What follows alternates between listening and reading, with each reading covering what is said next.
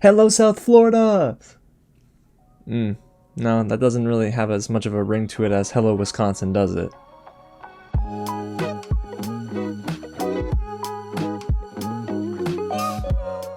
What's going on, everyone? James here with another real review, and today, yes, we're talking all about That 90s Show. A huge thank you to Netflix for giving me all 10 episodes early for review, and guess what? You can watch it right now because it just dropped on the platform. There's only 10 22-minute episodes, so you guys, this is bingeable in an entire weekend, but I'm excited to give you my spoiler-free review because there are some things I kind of want to keep hidden.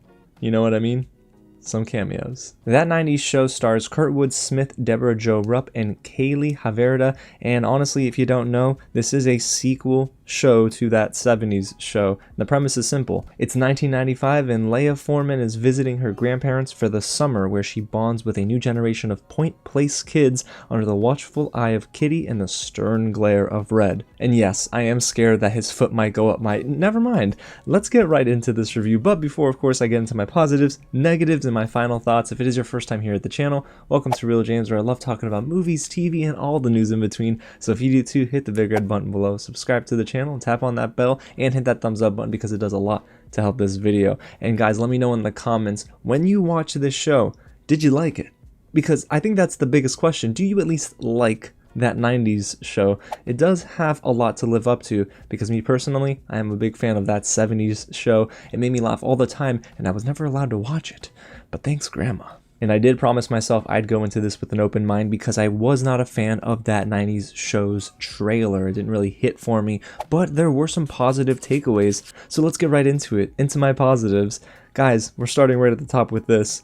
I was genuinely smiling at the beginning of this season. Listen, the showrunners knew how to play to my nostalgia, and they're going to play to the nostalgia of many fans. There's a lot of amazing cameos that show up in episode 1. Of course, 2 that you can already imagine, since Leah Foreman is the daughter of Eric and Donna, we're getting Eric and Donna. Now, I'm not going to say anything else, but I will say that all of the cameos worked for me. And our OG cast really helped bring a nice balance of the humor from the original show and combining it with what's to come in That 90s Show. And you know what? I was at least somewhat interested in this developing storyline for Leah Foreman, played by Callie Haverda. So I thought, okay, this is getting off to a nice start. Even the intro, it's a new intro, wasn't that bad. In the first 2 episodes I was building to, I thought, okay, it's short, but it's kind of sweet, and it is really for this new cast, right? It's for these new kids in the 90s. So gotta remember, it's a couple decades that separate it from That 70s Show and That 90s Show. So my expectations were a little bit different here. And the next thing that surprised me was the amount of humor that I laughed at. I didn't think I would laugh as much as I did, but this is also a huge testament to Kitty and Red. Both Debra Rupp and Kurtwood Smith are probably the most consistently great actors in this season. I mean, there are other okay performances, but both of them just do a really good job at delivering a lot of the humor that I loved from the original show, and that's both a good thing and a bad thing. We'll get into why it's not great later on in this review, but I will say that from start to finish, they were the 2 best, most consistent performers among our cast. And the funniest moments really did include them, so shout out to both Kurtwood Smith, but also a huge shout out to Debra Rupp, who really hasn't lost a beat. She delivered the absolute best performance individually in this season. She was hilarious. Her laugh was so infectious, it made me laugh. So it is a nice reminder of why Debra Rupp is so great.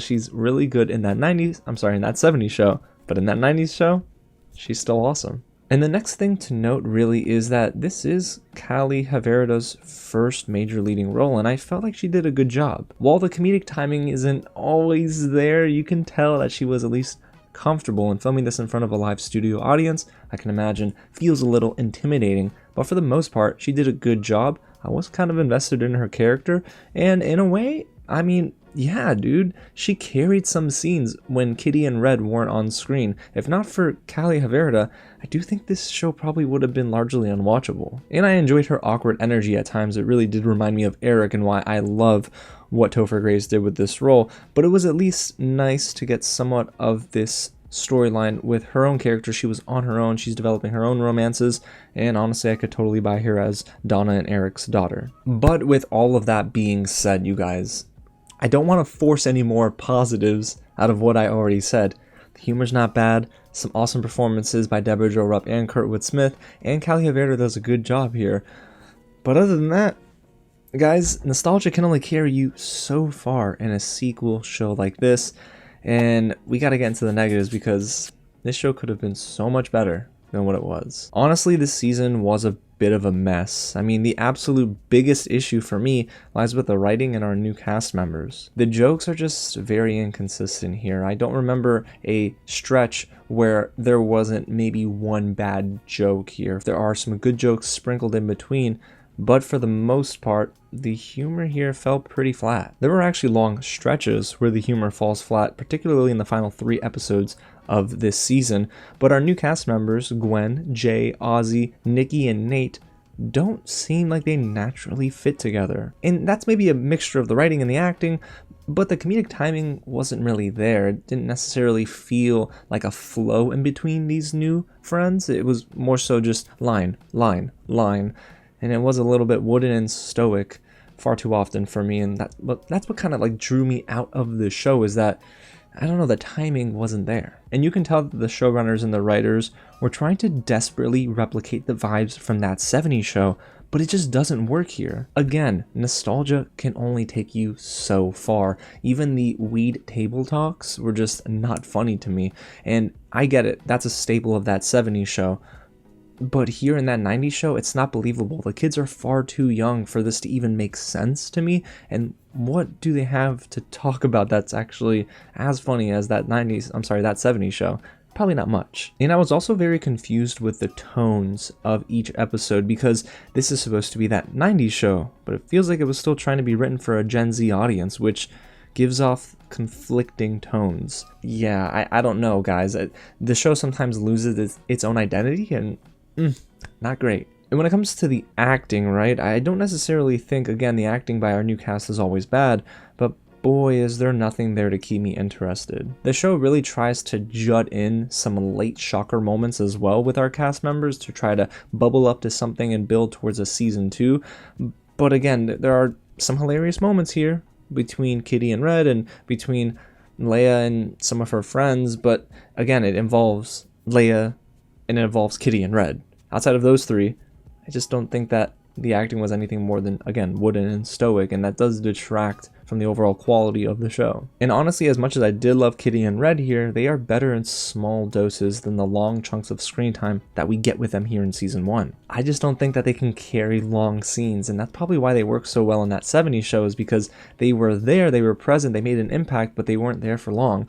And that's probably the same case here if I had to really explain to you why I don't feel like the show is being carried all the way through by just 2 characters. And sadly, by the end of this season, I really didn't buy into this group as best friends, let alone Gwen and Leia as best friends. And here I was thinking they were going to actually shine more light on Gwen and Leia and really develop them together, because in the beginning of the show, we see that Leia's infatuated with Gwen's sense of freedom and her individual rebel attitude, but we don't really get that. They don't necessarily spend much alone time, and they try to fit that in at the end and make it feel good, but it really doesn't work. And the next thing that kind of irked me was, as much as I loved the nostalgia here, well, they forced it down our throats far too often. Guys, I love Fez. I think Wilmer Valderrama was arguably the funniest person in that 70s show, but he's here, and I'm glad he's here, but he's not necessarily as effective as that 70s show. And it's because they're really trying to pair him up with Gwen and Nate's mother, Sherry. She's kind of a thorn in my side when it comes to some of the scenes that probably could have been better. It just doesn't necessarily feel like her subplot adds much to the show. And then you throw in Fez and it's like, oh, it's nostalgia just for nostalgia's sake, and I don't buy it. And the last thing we'll get into before my overall thoughts is this. The show suffers from a big issue, and that's consistency. Listen, the middle of this season was actually kind of strong, and I even texted one of my friends and said, hey, it's not that bad actually. But the final 4 episodes, boy, really just turns the season on its head.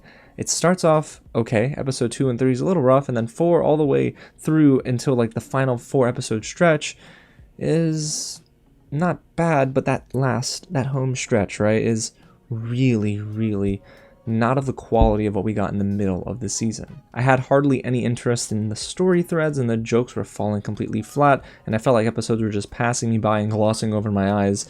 And then I started thinking of all the external factors, like the live audience. Does it add anything to the show?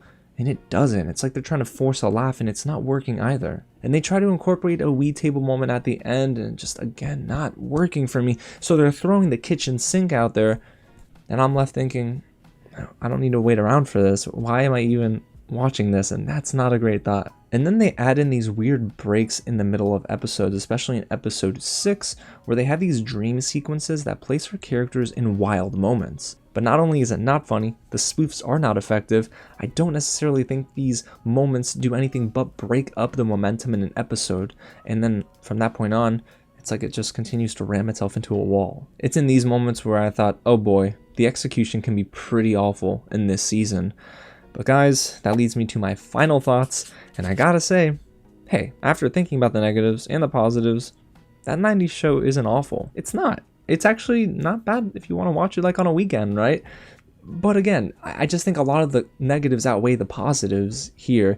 It's really a mess. This season could have been so much better, but the humor is not consistent enough. Kitty, Red, and Leia do a good job as characters trying to keep everything whole. And I loved what they did with Callie Haverda. I think that she is a promising young actor in this space, and of course Debra, Rupp, and Kurtwood Smith are incredible, but everyone else, they just don't feel like they fit as well, and that's kind of, I do blame that in a way on the writing.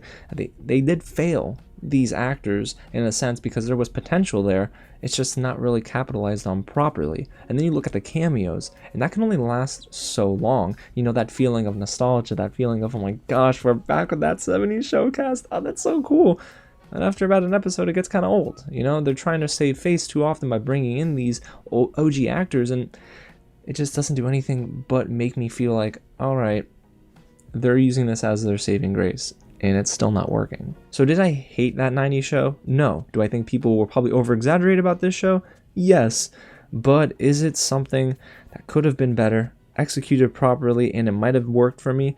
Yeah, and I just don't necessarily think it was executed properly, and there are a lot of moments where the humor just falls flat. So I really don't think that this show is going to be something that lasts on my memory for the rest of the year. I wish I could tell you I loved it, because I love that 70s show, but that 90s show feels like not the worst sequel show that we've gotten, but it's also indicative of this.